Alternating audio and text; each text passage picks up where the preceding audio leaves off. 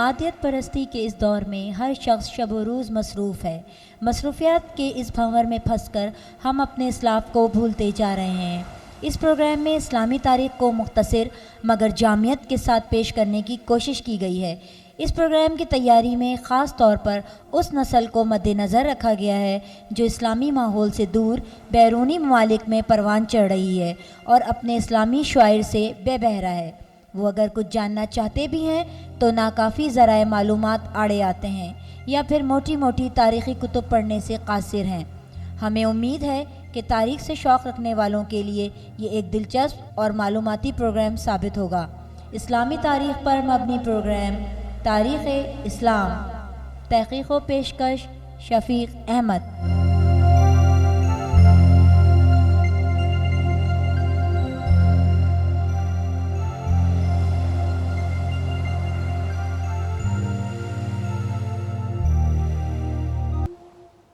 मुसलमानों के उरूज और ज़वाल की इस दास्तान को सुनकर अंदाज़ा होगा कि जब जब और जहाँ जहाँ मुसलमानों ने इस्लामी उसूलों और मजहबी रिवायात पर अमल किया, कामयाबी ने उनके कदम चूमे, ज़मीन उनके सामने सिमटती और सुकड़ती चली गई।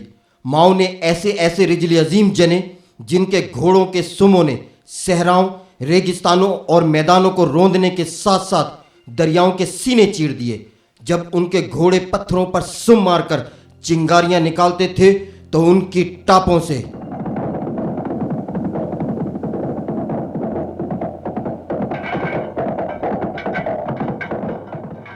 अहले कलीसा के दिल दहल जाते थे। यहूदो हुनूद के ईमान लरस जाते थे। अफ्रीका, यूरोप और एशिया उनके कदमों तले थे। तारीख गवाह है कि एक वक्त ऐसा भी आया कि अगर मुसलमान चाहते तो पूरी दुनिया पर हुक्मरानी कर सकते थे, लेकिन जब भी उन्होंने इस्लामी इक़दार और रिवायात को पसे पुश्त डाला, ज़िल्लत और रुसवाई उनका मुक़द्दर बनी। बहरहाल कौमों की ज़िंदगी में उरूज व ज़वाल आते हैं। अल-मुख्तसर, हम एक दरख्शां तारीख़ और विरासत के अमीन हैं। आइए अब एक एक करके तारीख़ के औराक़ उलटते हैं।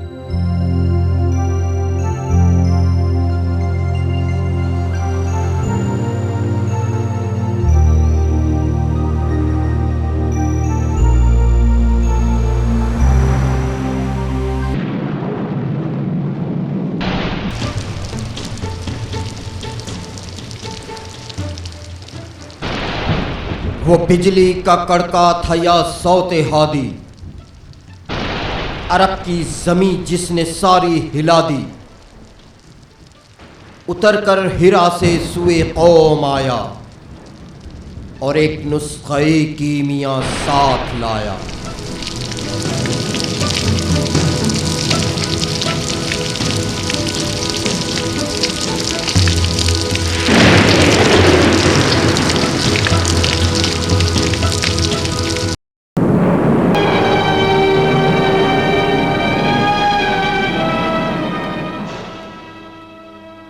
एशिया के जनूब मगरिब में एक बहुत बड़ा जजीरा नुमा है जिसे अरब कहते हैं। इसके मशरिक़ में खलीज फ़ारस और बहरे अरब, मगरिब में बहरे अहमर, जनूब में बहरे हिंद और शुमाल में मुल्क शाम वाक़ है। चूँकि ये मुल्क तीन अतराफ़ से समुद्र में घिरा हुआ है, इसलिए अहले अरब इसे जज़ीरतुल अरब के नाम से पुकारते हैं। रकबा तकरीबन 12 लाख मुरब्बा मील है जो मुख्तलिफ़ सूबों और हिस्सों में मुनक़सिम है। शुमाल में पहाड़ी इलाके के नीचे हिजाज़ का मशहूर सूबा है जिसमें दुनियाई इस्लाम के मुक़द्दस तरीन शहर मक्का मुअज़्ज़मा और मदीना मुनव्वरा वाक़ हैं। जनूब मगरिब में यमन के नशेबी इलाके को तहामा कहते हैं। यमन के मशरिक़ की तरफ हज़र मौत का सूबा है। इसके साथ मिला हुआ सूबा अम्मान है। हिजाज़ की मशरक़ी हुदूद से लेकर खलीज फ़ारस तक नजद का सहरा फैला हुआ है। हर सूबे की तबई खसूसियात एक दूसरे से अलग हैं। अरब की वजह तस्मी के बारे में दो राय हैं। एक राय के मुताबिक अरब के लफ्ज़ी मानी फसाहत और ज़बान आवरी के हैं। अरबी लोग फसाहत और बलागत के एतबार से दीगर अक़वाम को अपना हमपाया नहीं समझते थे, इसलिए वो अपने आप को फसीहुल बयान और बाकी दुनिया को अजम यानी गूंगे कहते थे। दूसरी राय के मुताबिक लफ्ज़ अरब अरबा से निकला है जिसके मानी सहरा और रेगिस्तान के हैं। चूँकि इस मुल्क का बेशतर हिस्सा दश्त व सहरा पर मुश्तमिल है, इसलिए सारे मुल्क को अरब कहने लगे। सूबा हिजाज और इसकी अमारत को ख़ास अहमियत हासिल थी। کیونکہ اس صوبے میں مکہ معظمہ کا مقدس شہر آباد ہے۔ اس شہر میں حضرت ابراہیم علیہ السلام نے خانہ کعبہ بنایا تھا، جو اہل عرب کا دینی مرکز تھا اور لوگ دور دراز علاقوں سے وہاں حج کرنے کو آتے تھے۔ حضرت ابراہیم علیہ السلام کے بیٹے حضرت اسماعیل علیہ السلام اس کے پہلے پاسبان تھے۔ یہ تولیت ان کی اولاد میں منتقل ہوتی رہی اور ہوتے ہوتے خاندان قریش میں آئی، جو آل اسماعیل ہی کی شاخ تھا۔ اس خاندان میں قصہ بن کلاب بہت مشہور اور ممتاز ہوا ہے۔ اس نے بہت سے قبیلوں کو متحد کر کے اپنی طاقت بڑھائی اور خانہ کعبہ کی تولیت کے علاوہ مکہ کی پوری ریاست پر بھی اپنا تسلط جما لیا۔ آگے چل کر اسی کی نسل سے ہمارے نبی کریم حضرت محمد صلی اللہ علیہ وسلم پیدا ہوئے۔ اہل عرب دو بڑی نسلوں سے تعلق رکھتے تھے، قحطان اور عدنان۔ قحطان یمن کے رہنے والے تھے۔ زمانہ قدیم میں ان کا ایک بادشاہ سرخ لباس پہننے کے باعث حمیر کے لقب سے مشہور تھا، اسی نسبت سے یہ لوگ بھی حمیری کہلانے لگے۔ اکثر مورخین انہیں ابھی تک یمنی ہی لکھتے ہیں۔ دوسری صدی عیسوی میں ان کی ایک شاخ جو بنی خزا کہلاتی تھی، مکہ کے گرد و نواح میں جا کر آباد ہو گئی۔ حضرت صلی اللہ علیہ وسلم کی ولادت باسعادت کے وقت یہ قبیلہ سواد مکہ ہی میں سکونت پذیر تھا۔ حمیریوں کی ایک دوسری شاخ مدینہ چلی گئی اور اوس اور خزرج کے دو مشہور قبیلوں میں بٹ گئی۔ ایک تیسری شاخ عراق اور شام کے علاقوں میں جا پہنچی۔ اس کے بھی دو حصے ہو گئے اور وہ بنی عدنان اور بنی کلب کہلائے۔ عدنان حضرت اسماعیل علیہ السلام کے صاحبزادے حضرت اسماعیل علیہ السلام کی نسل میں سے تھے، مگر بعد میں اپنے ایک ممتاز سردار مزر کے نام پر مزری کہلانے لگے۔ ان کی مختلف شاخیں بنی قیس، بنی بکر، بنی تغلب، بنی تمیم اور بنی قریش سارے صوبہ حجاز میں پھیلی ہوئی تھیں۔ خانہ کعبہ کے متولی ہونے کے باعث قبیلہ قریش کو سب سے افضل سمجھا جاتا تھا۔ حمیریوں اور مزریوں کے مابین ابتدا ہی سے عداوت چلی آتی تھی۔ اس کا سبب حمیریوں کی تمدنی برتری تھی، جس کی بدولت انہوں نے مزریوں کے متعدد قبائل کو اپنا باج گزار بنا لیا تھا۔ اس غلامی سے نجات حاصل کرنے کے لیے کئی ایک خونریز لڑائیاں ہوئیں۔ جنگ و جدل کا یہ سلسلہ سال ہر سال تک جاری رہا، تاکہ 7ویں صدی عیسوی میں اسلام نے اس عنات کو ختم کر کے دیرینہ دشمنوں کو باہم شیر و شکر بنا دیا۔ سیاسی تقسیم کی طرح تہذیب و تمدن کے لحاظ سے بھی عرب کے مختلف حصوں کی حالت مختلف تھی۔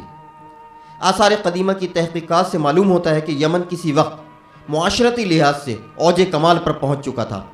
ایران اور شام کے متصلہ علاقے بھی ترقی یافتہ تھے، لیکن عرب کی اندرونی مقامات کی حالت نہایت ابتر تھی۔ مردوں کو عورتوں پر فضیلت حاصل تھی، جس کی بظاہر یہ وجہ تھی کہ اہل و عیال کی اقتصادی کفالت کے علاوہ مردوں کو اکثر جنگ کے فرائض بھی انجام دینا ہوتے تھے۔ سوسائٹی کا نظام چونکہ قبائلی تھا، اس لیے قبیلوں کی ایک دوسرے سے یا ایک ہی قبیلے کی دو شاخوں میں اکثر لڑائیاں ہو جاتی، جس کی وجہ زیادہ تر چراگاہیں اور پانی کے چشمے ہوتے۔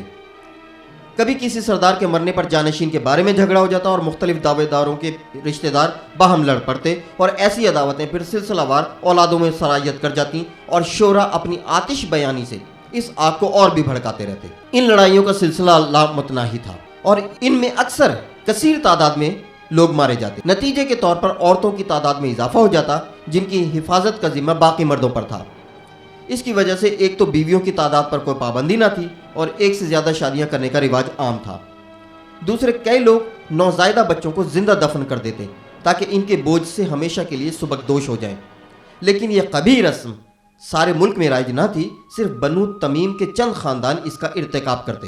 اکثر اوقات بعض امیر آدمی ایسے محتاج لوگوں کی مالی امداد بھی کر دیتے جو محض مفلسی اور ناداری کی وجہ سے دختر کشی پر مجبور ہوا چاہتے تھے۔ بائی ہمہ سوسائٹی میں عورتوں کی قدر و منزلت مفقود نہ تھی اور ادبی جماعتوں میں شعراء اپنی محبوب عورتوں کا نام لے کر ان کے حسن و جمال کی تعریف کرتے۔